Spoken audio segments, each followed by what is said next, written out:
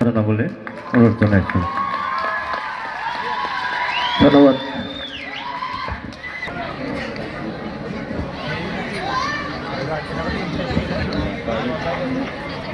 আমাৰ উত্তৰা বাইদেউ আছে, আশা মহিলা মঞ্চৰ সভানেত্ৰী উত্তৰা বাইদেউ পিছফালে লুকাই আছে।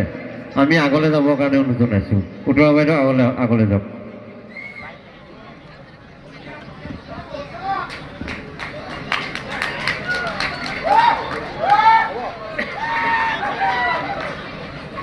আমি সদৌ